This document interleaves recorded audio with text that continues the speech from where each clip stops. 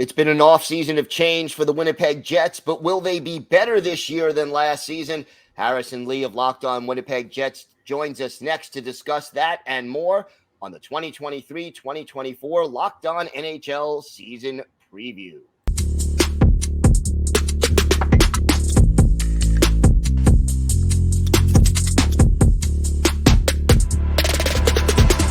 Gil Martin here. The NHL season is less than a week away, and Locked On's season preview coverage continues as we welcome in Harrison Lee of Locked On Winnipeg Jets to detail everything you need to know about the Jets ahead of the 2023-2024 season. Harrison, great to have you back.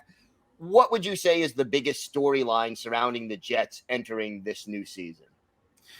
I think anyone who thinks about the Jets probably thinks of Hellebuyck and Scheifele, two of your franchise cornerstones that right now the Jets don't really seem to have a clear idea of what their plans are, and they don't seem to have the clearest idea. We can certainly speculate, but I think it's tough to know for sure. And I think with all of that uncertainty for not only the near term and present, but also for the future, this season is kind of like one last big hurrah, it feels like. If this is kind of the end of Winnipeg with Scheifele and Hellebuyck, I just hope that they make the most of it, because they've put a lot into this team over the years, and it's been a tough one to see them kind of fall out of it. But this is one last chance to really go for it if that is indeed the end. Well, going to be interesting to see if they can make a good run at it. What would you say was the most significant offseason move the Jets made, and why? Oh, man. The Dubois trade, of course, is always going to be the one that, not even just for this season, but really for the past few years, even the Laine trade kind of pales in comparison, because what the Jets got back, I was kind of shocked by. I've always been a big Gabe Vilardi fan, and I really believe in him.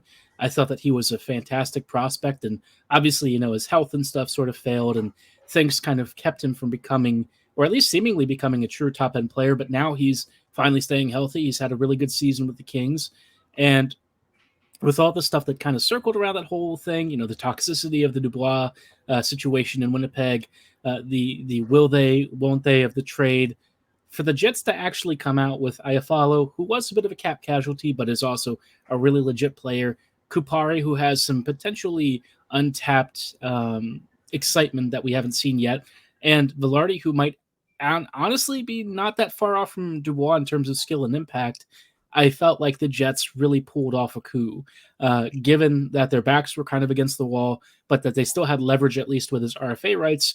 I feel like the Jets kind of won out on that one. Well, okay, good deal. Let's see if it keeps looking good as we move forward. Who figures to be the most important player on the Jets this year, and what makes them so crucial to the team's success? I think this is obvious, but fill me in. So, it's always been Hellebuyck, and I think that's just every year that seems to be the case. I'll say this. The Jets defensively were not that bad last year. They were kind of more average to, at points, even above average. So he did have to work a lot, and he certainly earned his share. But hopefully this year, if the Jets forwards are stronger and deeper like they look like they are, maybe Hellebuyck won't have to be as much of an MVP. I think, over the course of the season, he just naturally is the most game-changing presence on the team. But I'm really hoping for like a big season from Ehlers if he stays healthy. If Scheifele is kind of bought in, he can be a huge difference maker. I'd like it if it felt like it was more like MVP by committee, because I would like the roster balance to really show. I think in the past it's been Hellebuyck or bust at this point. But this year, maybe, just maybe, we'll see that tide start to shift a bit. Yeah, should be interesting to see if that happens. Now, how about a potential breakout candidate? Is there a player on the Jets that you feel people should know about? Yes, it's got to be Cole Perfetti. Perfetti, I think, is, for me, one of the most sublime and skilled players the Jets have ever drafted. He is brilliant, but he's going to start out at center, which is a bit of a change for him. He has played center before, but with his lack of foot speed, but his incredible defensive work rates, his elite level vision, passing, spatial awareness, all of that stuff to me says that he knows where he needs to be before the play develops. And I feel like at center, that's how you're going to make the most of it. And he's playing with Ehlers and, Niederreiter, I think he's been currently paired with. So that trio has the potential to be really dangerous. Honestly, you could put anyone with Ehlers and Perfetti, and I think they'll do really well. But Niederreiter was already on a bit of a hot streak last season, so I'm expecting big things from Cole. If he stays healthy, he might start to put up some numbers that make you wonder, did they ever really need Dubois? What would a successful season look like for the Jets, and what's at stake if that's not achieved? And I think probably a lot is the answer to that. Yeah. I mean, I don't even know, to be honest, for a successful season, just because I think I have two very different definitions. The first one, let's just say the Jets keep both Scheifele and Hellebuyck, and they make the playoffs. At this point, it's cup or bust. I mean, there's no other way to really put it. If they don't win the cup, then they need to at least make it through like 2 or 3 rounds. I think anything less than that would be pretty disastrous, because then you walk, 2 of your best free agents likely away to another team for free, and the Jets can't really afford that.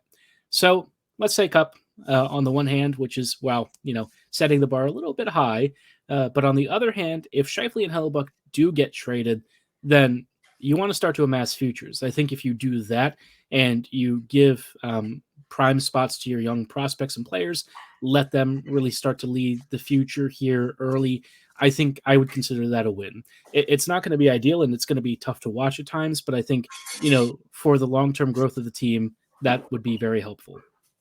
Well, it's an either-or situation there. It should be an interesting season for sure in Winnipeg. Harrison, thank you so much. For more on the Winnipeg Jets, be sure to follow Locked On Winnipeg Jets on your favorite podcast app and on YouTube so you never miss an episode.